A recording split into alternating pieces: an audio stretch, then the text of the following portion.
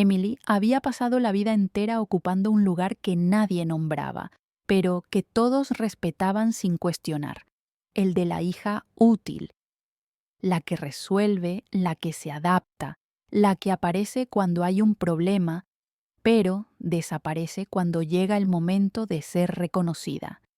En esa familia, el cariño siempre venía con condiciones, y las decisiones importantes se tomaban como si Emily no estuviera.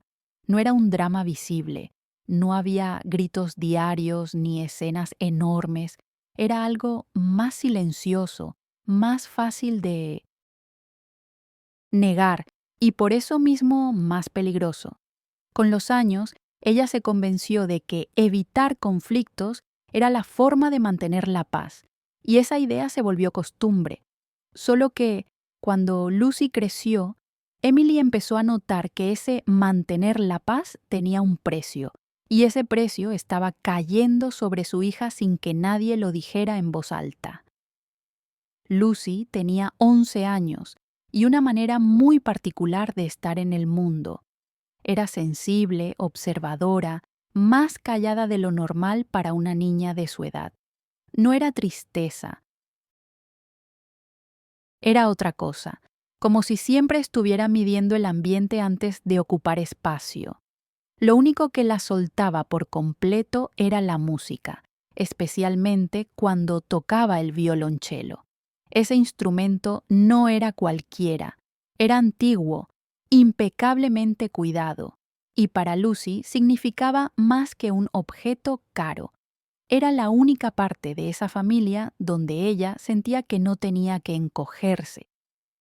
La bisabuela Margaret lo había destinado formalmente a Lucy, con documentos, con todo hecho de forma correcta, porque Margaret no era ingenua y conocía bien a los suyos. El violonchelo se guardaba en la vieja sala de música de la casa de los abuelos, un cuarto que Margaret había protegido como si fuera un pequeño santuario. Temperatura controlada, estuche reforzado, papeles archivados. Emily veía a Lucy ahí dentro y sentía algo raro, una mezcla de orgullo y alivio, como si por fin alguien estuviera diciendo, «Esta niña importa». Todo empezó a torcerse el día en que Margaret fue trasladada a una residencia asistida. No fue una decisión tomada de manera transparente ni discutida con todos. Se presentó como algo necesario, práctico, casi urgente. Con su ausencia, la casa cambió de energía en cuestión de semanas. Los padres de Emily pasaron a comportarse como si ciertos límites ya no existieran, como si la figura que siempre había puesto orden ya no tuviera peso real. Rachel, la hija favorita, empezó a aparecer más seguido, opinando, decidiendo, ocupando espacios que antes no le pertenecían. Emily percibía esos cambios, pero otra vez eligió callar, convenciéndose de que exageraba. Pensó que era solo una etapa, que no valía la pena discutir. No sabía que ese silencio estaba a punto de costarle a Lucy algo mucho más grande que una discusión incómoda. El violonchelo dejó de estar en su lugar sin que nadie diera explicaciones. No fue un robo visible, no hubo una escena de caos ni una denuncia inmediata. Simplemente, un día Lucy entró a la sala de música y el estuche ya no estaba. No lloró, no gritó, no preguntó a los adultos con rabia. Se quedó quieta mirando el espacio vacío como si la ausencia fuera culpa suya. Más tarde, le dijo a Emily que tal vez la bisabuela había cambiado de opinión o que quizá ella no había sido lo suficientemente buena tocando. Ese fue el momento en que algo se quebró de verdad. Emily sintió una presión en el pecho que no tenía que ver con el dinero ni con el objeto perdido, sino con entender que su hija estaba aprendiendo a responsabilizarse por las injusticias ajenas. Ese silencio, esa culpa automática, no habían nacido de la nada. Eran el resultado directo de años de pequeños gestos, de favoritismos disfrazados de normalidad, de adultos que nunca corrigieron el daño. Emily pasó esa tarde entera con una sensación de urgencia que no sabía bien cómo nombrar. No era solo enojo, era vergüenza por haber normalizado demasiadas cosas durante años.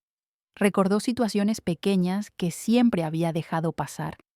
Comentarios comparando a Lucy con los hijos de Rachel, decisiones familiares donde nunca se preguntaba qué necesitaban ella o su hija, bromas que en el fondo dolían pero que nadie confrontaba. Todo eso, de golpe, se ordenó en su cabeza como una línea clara. El violonchelo no había desaparecido por descuido ni por error. Había sido tomado, apropiado y tratado como algo que no tenía dueña real, porque Lucy, en esa lógica familiar, nunca había sido considerada alguien con derecho pleno.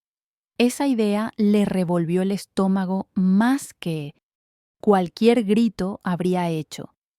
Cuando Emily preguntó qué había pasado, la respuesta fue vaga, casi ofensiva de lo casual que sonaba. Le dijeron que el instrumento era un bien familiar, que no tenía sentido que algo tan caro estuviera guardado sin generar beneficio, que el dinero se había usado para algo importante para la familia. Nadie mencionó a Lucy. Nadie preguntó cómo se sentía ella. Nadie reconoció que existían documentos, decisiones previas, una voluntad clara de Margaret. En ese momento, Emily entendió que el problema nunca había sido la falta de información, sino la falta de límites. Todo se justificaba con la palabra familia, como si eso diera permiso para cruzar cualquier línea. Y por primera vez, Emily no sintió ganas de calmar las cosas, sintió miedo, miedo de lo que estaba enseñando con su silencio. Esa noche, Lucy no tocó música. Se quedó sentada en su cuarto, ordenando partituras como si el simple acto de acomodarlas pudiera devolverle algo. Emily la observaba desde la puerta, sin saber cómo explicarle una traición que venía envuelta en sonrisas familiares. No era solo la pérdida del instrumento, era la pérdida de un lugar seguro. Lucy había asociado ese violonchelo con la bisabuela, con la idea de que alguien la había visto de verdad. Ahora, sin decirlo, estaba empezando a creer que todo eso había sido provisional, frágil, fácil de quitar. Emily sintió una culpa profunda por no haber reaccionado antes, por haber confundido paciencia con resignación. Entendió que proteger a su hija no significaba evitar el conflicto, sino atravesarlo, aunque doliera. Fue ahí cuando Emily decidió contarle todo a Margaret. No lo hizo con dramatismo ni buscando que alguien gritara por ella. Lo hizo porque ya no podía sostener la mentira. Margaret escuchó en silencio, sin interrumpir, sin sorpresa visible. No hizo preguntas innecesarias ni mostró indignación inmediata. Solo pidió los detalles concretos. ¿Cuándo desapareció el violonchelo? ¿Quién había tomado la decisión? ¿Qué se había dicho para justificarlo? Emily, mientras hablaba, se dio cuenta de algo importante. Margaret nunca había sido una mujer ingenua.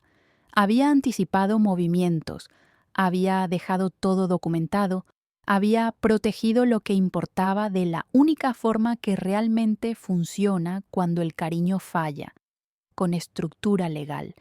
El violonchelo no estaba desprotegido, y quienes lo habían vendido estaban a punto de descubrirlo. Margaret no levantó la voz ni hizo llamadas impulsivas. Actuó como siempre había hecho, con calma y precisión. Al día siguiente, mientras en la casa todos seguían comportándose como si nada grave hubiera pasado, ella ya había contactado a su abogado de confianza. El violonchelo estaba protegido dentro de un trust formal, con Lucy como beneficiaria directa y única. Existían documentos claros, inventarios, registros de evaluación y cláusulas específicas sobre custodia y uso. La venta no solo era una falta ética, era un delito. Margaret entendía algo que el resto de la familia parecía haber olvidado. El amor no anula la ley y la familia no convierte el abuso en algo legítimo. Cada paso que dio fue silencioso, medido, sin dar señales de lo que se venía. Mientras tanto, Emily vivía una mezcla constante de ansiedad y claridad. Por primera vez no estaba intentando suavizar la situación ni justificar a nadie. Observaba a Lucy con más atención que nunca, notando gestos que antes pasaban desapercibidos. La forma en que pedía permiso incluso para cosas pequeñas, cómo se disculpaba por adelantado, cómo evitaba incomodar. Ese comportamiento no había nacido con la pérdida del violonchelo, solo había quedado expuesto. Emily empezó a entender que ese día no era solo sobre recuperar un objeto valioso, sino sobre romper un patrón que llevaba décadas activo. Y si estás leyendo esto y reconoces algo de tu propia infancia o de la de tus hijos en estos detalles, quizá valga la pena detenerse un segundo y preguntarse cuántas veces el silencio se confunde con amor.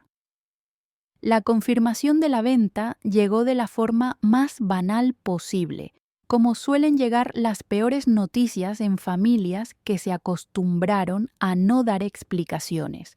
El dinero se había usado para financiar la construcción de una piscina nueva en la casa, presentada como una mejora para los chicos, aunque todos sabían que esos chicos eran solo los hijos de Rachel. Nadie mencionó a Lucy, ni siquiera como una formalidad. La piscina se convirtió rápidamente en símbolo de algo que Emily ya no podía ignorar. El favoritismo no era una percepción, era una estructura.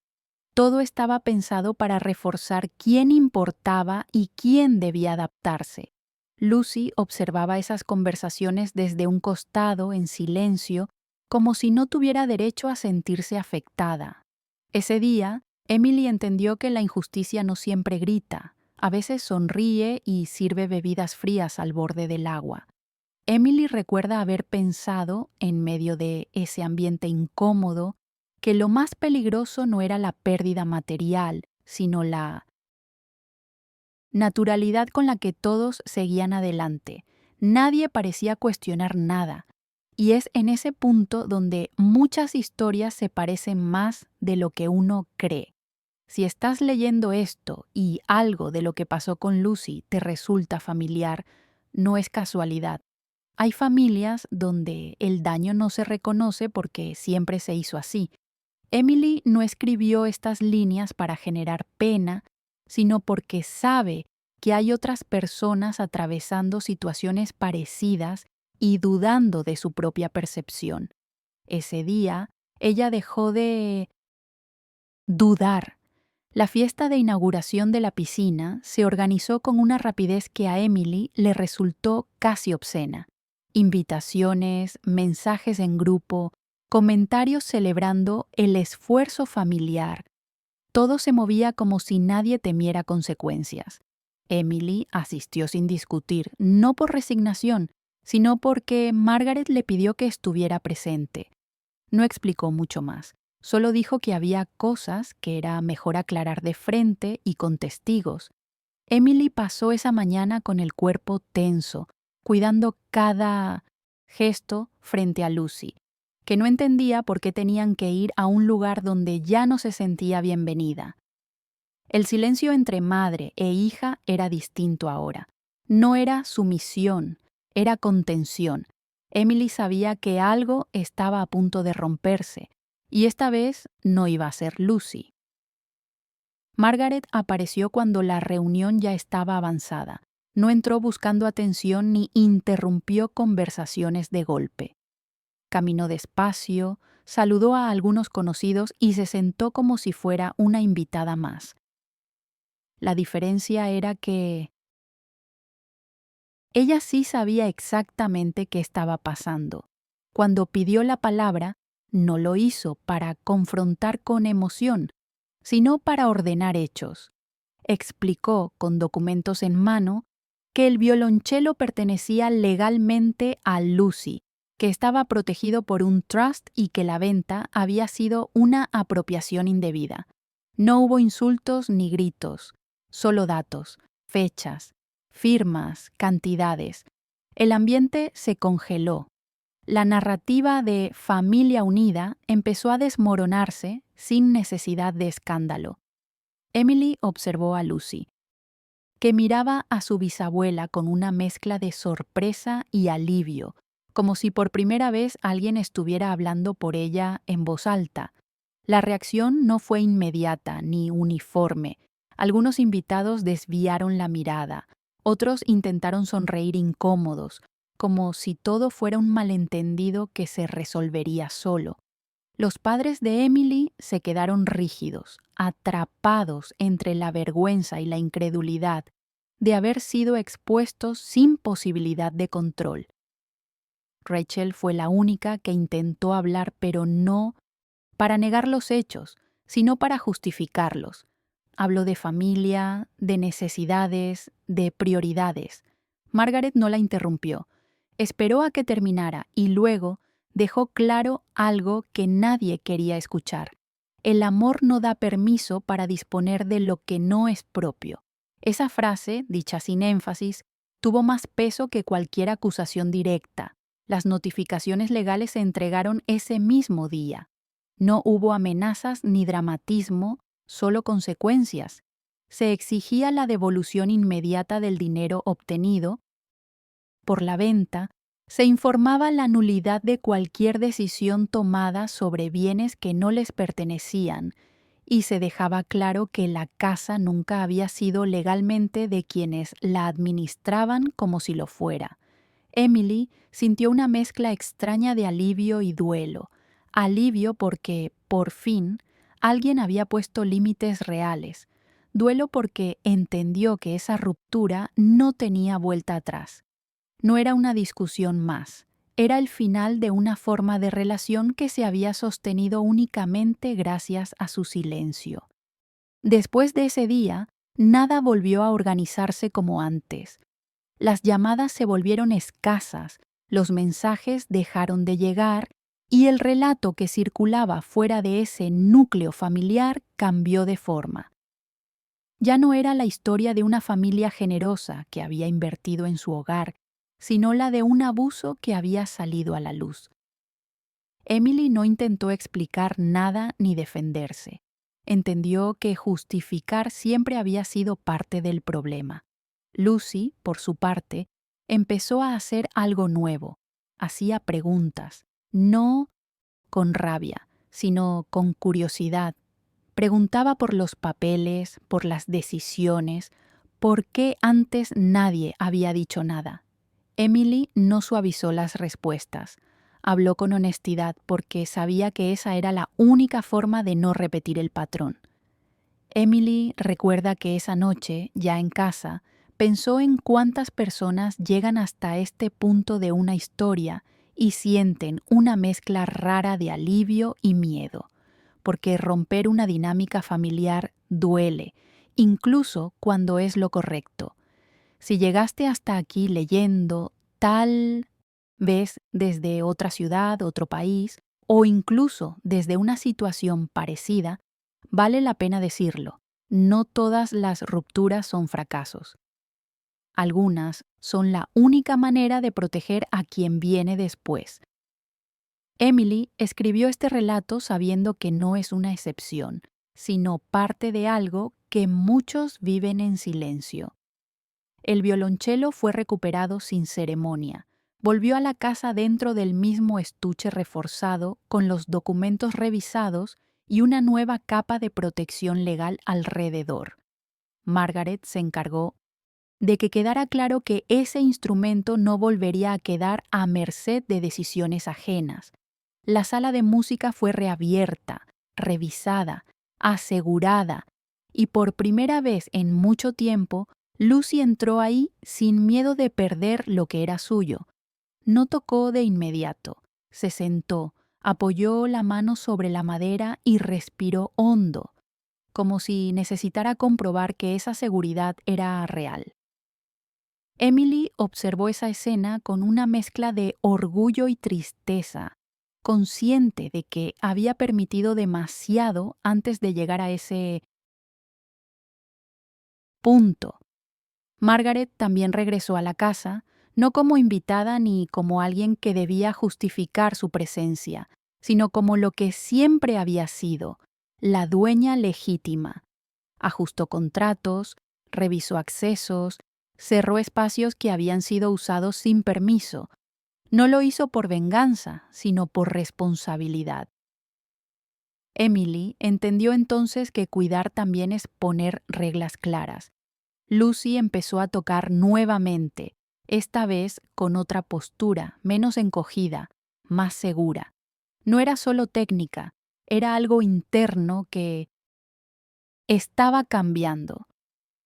Ese día marcó el inicio de algo que Emily nunca había tenido de niña: la certeza de que alguien iba a actuar cuando las cosas se cruzaban de la línea.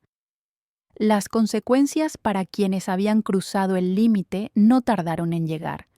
Más allá de lo legal, hubo un impacto social que nadie había previsto. Personas que antes celebraban reuniones y apariencias empezaron a tomar distancia.